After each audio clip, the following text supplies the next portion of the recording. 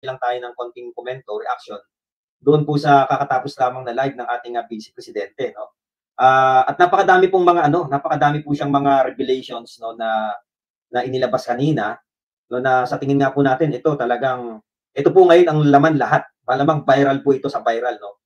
Dahil kanina sinisilip ko, no, after po nung live coverage ng kanyang press con, sumilip kaagad ako sa YouTube, tinignan ko, halos pare-parehas po ng topic about sa reaction video, commentaries tungkol nga po dun sa mga naging pahayag ni VP Inday Sara, at maging ganun din po sa kabilang bakod, talagang inano po nila to, ginawan din nila ng reaction video. And of course, mga kababayang maisog, what can we expect?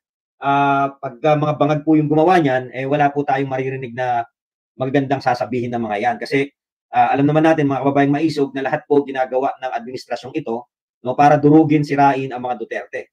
No? At dito po sa ginawa na to ni Vice President Inday Sara, kitang-kita po natin, mga kababayang maisog, na talagang nakatutok po yung mga Pilipino, kasi yung iba na-excite sa mga sasabihin, yung iba naman natatakot sa mga sasabihin.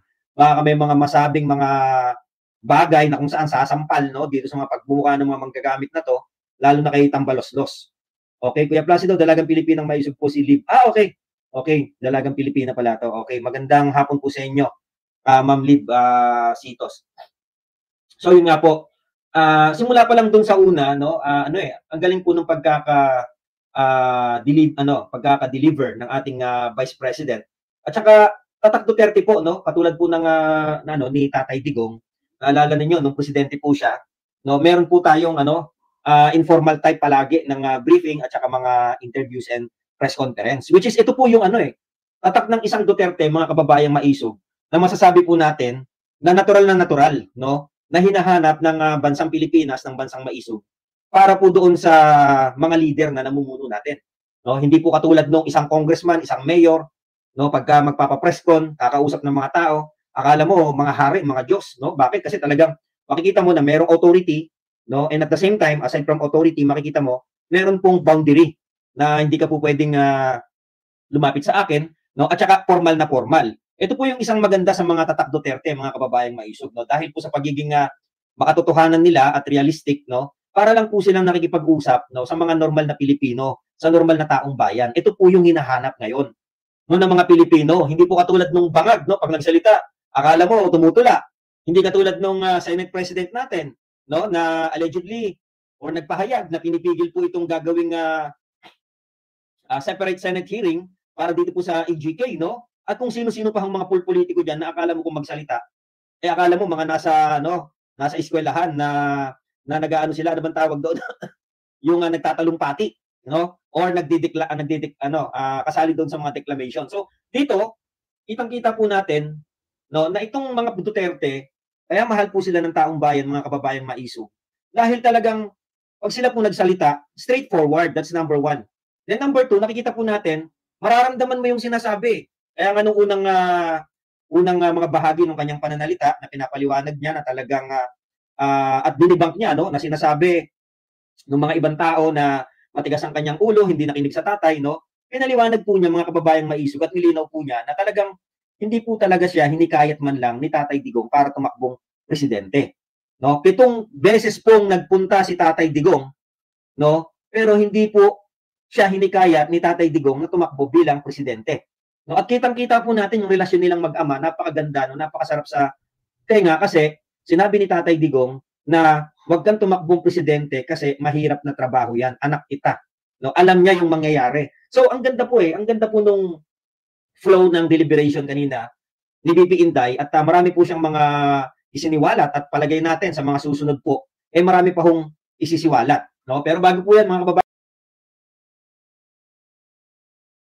kita po ninyo, mga kababayang maisog, kung ano po yung sinabi ng ating Vice Presidente, no, na binantaan po itong si Mangga, na pag hindi kayo tumigil, no, kukain ko talaga yung tatay nyo, no, at patapong ko diyan sa West Philippine Sea, no. Pansinin po ninyo doon sa sinabi niya na yon, no.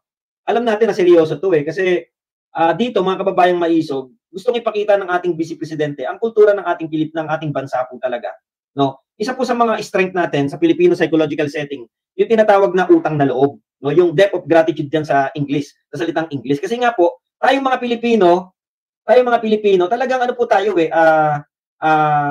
hindi ka, masasabi ko siguro na makabagong Pilipino ka or hindi ka Pilipino, pagka yung salitang utang na loob, hindi mo alam yan. No? At alam naman po natin mga kababayang maisog, sa haba ng panahon, at dumaan po yung mga ilang presidente after pong mamatay, no, ni Senior Marcos, ni Marcos Senior, no, wala pong nakagawa or walang nagplano or walang nagbalak man lang na ilibing po ito sa libingan ng mga bayani. At matagal pong nakahimlay, no, itong labi ni dating Pangulong Marcos sa Batak, no, Ilocos, kung saan doon po ito nakalagak yung bangkay nito. No, pero napansin po ninyo, it is only Tatay Digong, no, kahit na po yung pagpigil ng mga kamatayan black na yan, yung mga oposisyon, lahat po yan walang nagawa. Because, it is simply because, no, ang reason po ni Tatay Digong, nararapat lamang na ibigay natin ang para sa kanya. Dahil yan ay naging presidente ng Pilipinas. I-disregard na natin, no, yung pagiging bayani niya noong World War II bilang isang sundalo, i-disregard na natin yon. But, naging presidente siya ng Pilipinas, so pinalibing nga ngayon doon. So, nung dumating na po yung mga panahon na ito na, tumitira na nga itong sila Mangga, naninira na, no, at meron daw GC, sila Inday Sara, talaga daw nagpahayag siya na pag hindi kayo tumigil, no, hukayin ko talaga yan, ipatapon ko sa West Philippine Sea. Pero pansinin po ninyo, no, napakatalino talaga, no, ng ating Vice Presidente, kasi pwede naman po niyang ipatapon lang yan kung saan-saan . Pwede namang ipatapon yan sa sa bangin, o ipatapon yan sa ilog, o ipatapon yan kung saan man. Pero kung pansinin po ninyo, no, kahit na inis na yung tao, gumagana pa rin po, no, yung tamang pag-iisip. Malayong-malayo sa presidente nating bangag, no, kasi nga may tinatawag po tayong substance-related disorder. Ako po kasi isang psychology ako. I'm not practicing psychology, pero I am a graduate of Bachelor of Arts major in Psychology, no? No, yan po kasing pagiging bangag, no? No, pagka ikaw po gumagamit ka, nagtitake ka ng drugs, no? Nauuwi po yan sa tinatawag na disorder. No, ano ba yung mga kaakibat na disorder na madalas mapasok diyan sa gumagamit ng ipinagbabawal na droga? Nandiyan po yung tinatawag na unang-una, no, yung symptoms ng delusion at saka ng hallucination. Papasok po yan. At pag yung isang drogista po, na katulad ng bangag na presidente natin, hindi tumigil sa paggamit ng droga, no, nagkakaroon po yan ng tinatawag na substance-related disorder or SRD. At nakakatakot po yan. Dahil pag ang isang presidente po natin bangag, no, magkakaroon po yan ng tinatawag na delusional minds. No, ito po yung delusional minds na to, ito yung sinasabi na mga pag-iisip ng mga bagay na mali at nagkakaroon din ng hallucination. Now, going back doon sa sinabi po ni BP Inday, no, very interesting at meron pong subliminal message doon. Naisip niyo po ba bakit sa West Philippine Sea? No, alam naman po natin, mga kababayang maisog, na meron po tayong problema sa West Philippine Sea. No, at kung gagawin man po yun ng ating Vice Presidente, ano po ang ibig sabihin yan? Para sa akin lang, this is my personal analysis. For me, ang nakuha ko pong subliminal message doon, dahil ang presidente nating bangag ay suportado ang gyera, no, ang pakikipaggera ng Amerika sa China at itinutulak ang bansang Pilipinas sa tinatawag na proxy war. When we say proxy war, it is a war between two countries using another country.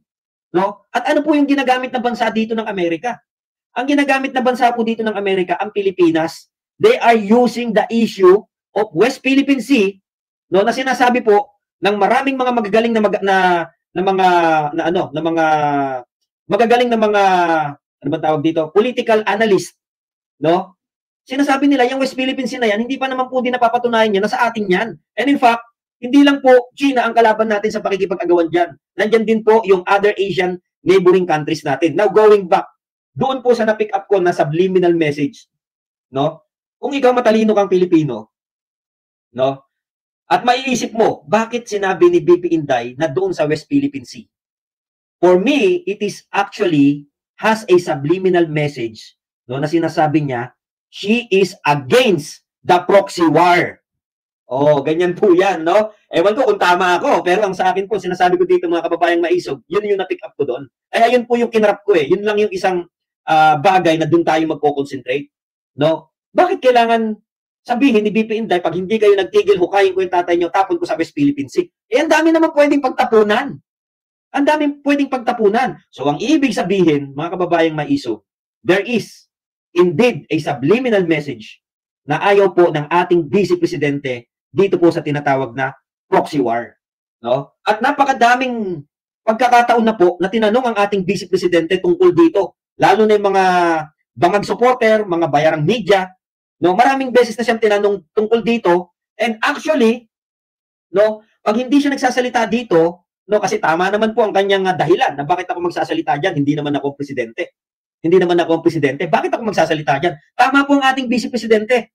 Meron tayong presidente, hindi po katulad ni Leni Robredo noon na pinangungunahan ng ating Presidente Digong, lalabas pa sa ibang bansa para siraan po ang ating bansa. Ito po, ang ating Vice Presidente, hindi lang po matapang, matalino pa, at higit sa lahat mga kababayan maisog, may respeto. Dahil naalala po ninyo noong mga panahon na binubuliglig siya ng mainstream media, no? At siya po ay minimutilate, sinisiraan. Wala man lang daw siyang masabi tungkol dito sa nangyayari po sa West Philippine Sea, no? At sinasabihan po siya ng mga putang inang bangag na to, no, supporters, na kaya ayaw niya magsalita dahil pro-China siya.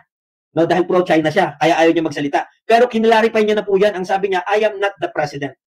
I am not in the right position, no, to make a comment about the issue of the West Philippine Sea. Pero ngayon, mga kababayang maisog, yun po yung nabasa ko doon. Sabi ko, putang galing talaga ng mga Duterte. Talagang ang nananalaytay sa dugo, no, ng ating Vice Presidente. Walang duda, no, 101%, no, yung genes na nananalaytay sa ating Vice Presidente, genes ni Tatay Digong, ang talino.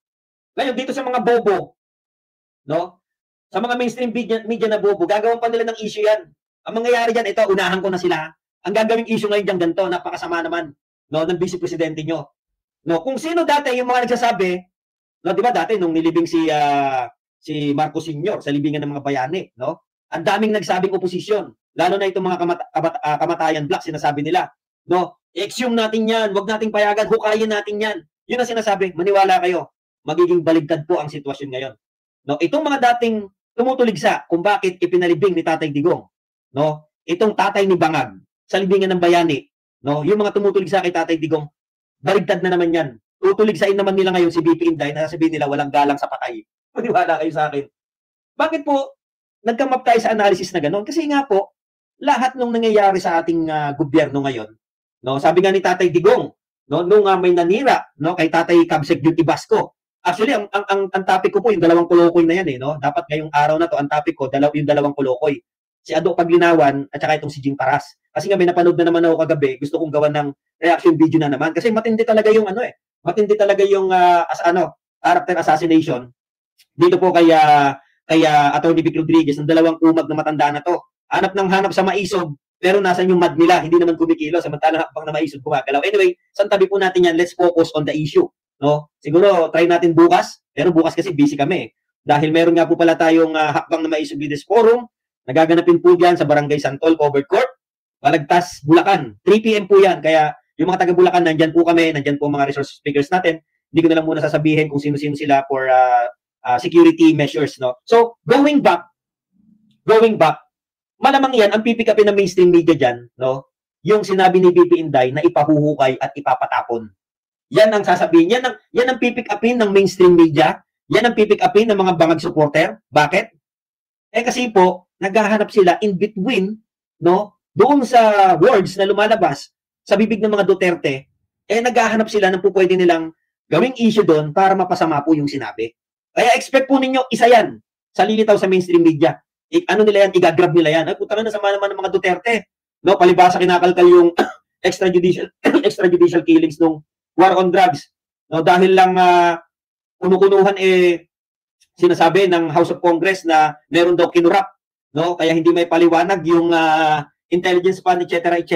No, yan ang sasabihin nila, no? Dahil sa galit nito ni BP Inday para pagtakpan yung pagnanakaw nila, para pagtakpan ni BP Inday yung EJK nung tatay niya, yan ipapahukay yung bangkay. Tapos sasabihin nila, ganyan kasama ang mga Duterte. No? So kababayang maisog, ina-anticipate na po natin yan. Oh, may sinabi dito. Sabi ni It's Mine Only, JR fight. Nakita ko katawan nung sa Batak pa. College pa lang kami, nag-tour kami, hindi na yung totoo, kahoy lang yun. Hindi ko alam, pero anyway, kahit na po kahoy man yan, o totoong bangkay yan putang, totoong bangkay yan, bahala sila sa buhay nila. Pero yung paglilibing per se, it is a symbolical moment, no, for the Marcoses at kay Pangulong Duterte. No, why? Kasi malinaw ang intensyon ni Tatay Digong. Ang intensyon ni Tatay Digong, pagbigyan, no, ang karapatan ng dating presidente na siya ay mailibing sa libingan ng mga bayani dahil isa siyang presidente dati. No? At number 2, no, para tuluyan ng maghilom yung sugat, no, na ginawa ng mga Marcos na ngayon ginagawa na naman nila. Mas masahol pa. No? So, again, sabi ko mga kababayang maisog, ang galing talaga ng ating vice presidente. Hamakin mo, naisip niya pa na ipatapon doon sa West Philippine Sea. So, it has a subliminal message, mga kababayang maisog, na parang ganito yan eh.